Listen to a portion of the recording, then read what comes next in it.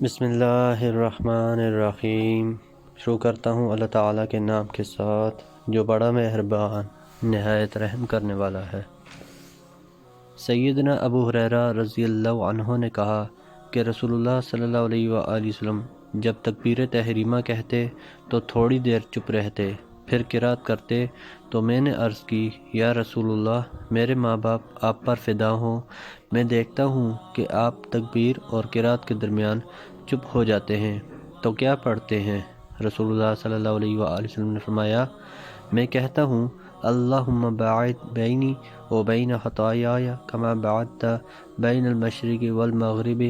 اللہم نقنی من خطایای کما ینقی الثوب الابیض من الدنس،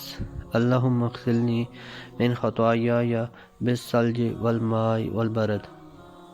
یعنی یا اللہ دور کر دے مجھے میرے گناہوں سے جیسے دور کیا تو نے مشرق کو مغرب سے، یا اللہ صاف کر دے مجھے میری خطاؤں سے جیسا صاف ہوا ہے سفید کپڑا میل سے، یا اللہ دھو دے میرے گناہوں کو برف سے اور پانی اور اولوں سے۔ سیدنا ابو ہریرہ رضی اللہ عنہ نے کہا کہ میں نے رسول اللہ صلی اللہ علیہ وآلہ وسلم سے سنا کہ آپ صلی اللہ علیہ وآلہ وسلم فرماتے تھے، جب نماز شروع ہو جائے تو دوڑتے ہوئے مت آؤ بلکہ چلتے ہوئے سکون سے آؤ، اور جو امام کے ساتھ ملے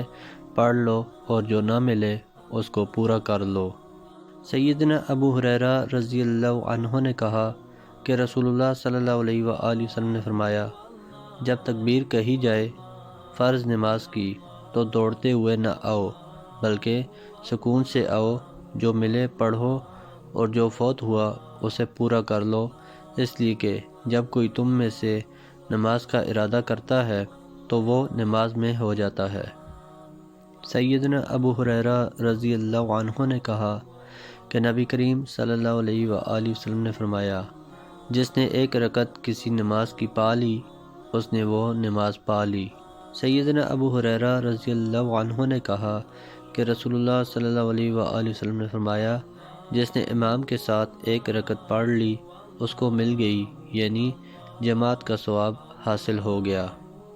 سیدنا ابو ہریرہ رضی اللہ عنہ سے روایت ہے کہ رسول اللہ صلی اللہ علیہ وآلہ وسلم نے ارشاد فرمایا، جس آدمی نے سورج غروب ہونے سے پہلے عصر کی نماز میں سے ایک رکعت پا لی تو اس نے نماز پا لی، اور جس آدمی نے سورج نکلنے سے پہلے فجر کی نماز ایک رکعت پا لی تو اس نے نماز پا لی۔ سیدنا عبداللہ بن عمر رضی اللہ عنہما سے روایت ہے کہ نبی صلی اللہ علیہ وآلہ وسلم نے فرمایا،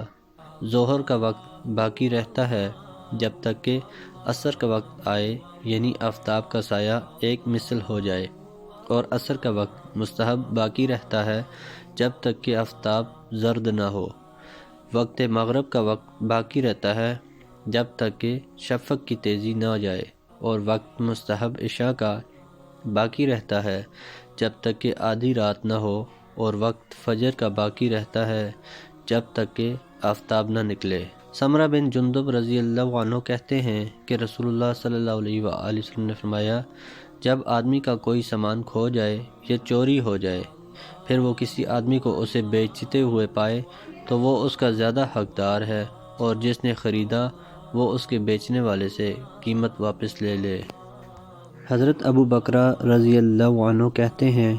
کہ رسول اللہ صلی اللہ علیہ وآلہ وسلم نے فرمایا، قاضی غصے کی حالت میں دو آدمیوں کے درمیان فیصلہ نہ کرے۔ حشام کی روایت کے الفاظ ہیں، حاکم کے لیے مناسب نہیں کہ وہ غصے کی حالت میں دو آدمیوں کے درمیان فیصلہ کرے۔ ابو ہاشم کہتے ہیں کہ اگر ابن بریدہ کی یہ روایت نہ ہوتی جو انہوں نے اپنے والد بریدہ رضی اللہ عنہ سے روایت کی ہے،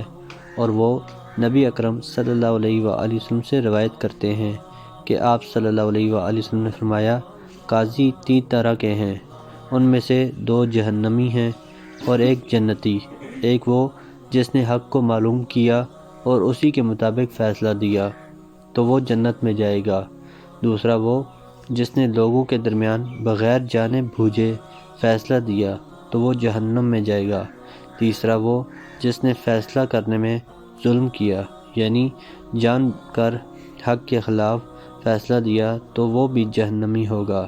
اگر یہ حدیث نہ ہوتی تو ہم کہتے کہ جب قاضی فیصلہ کرنے میں اجتہاد کرے تو وہ جنتی ہے۔ محترم دوستو، اللہ تعالیٰ سے دعا ہے اللہ تعالیٰ ہمیں ان حدیث پر عمل کرنے کی توفیق عطا فرمائے، اللہ تعالیٰ ہمیں دونوں جہانوں میں کامیابیاں عطا فرمائے، آمین یا رب العالمین۔ ویڈیو کو ثواب کی نیت سے زیادہ شیئر کریں۔ جزاکم اللہ خیرا کثیرا، والسلام علیکم ورحمۃ اللہ وبرکاتہ۔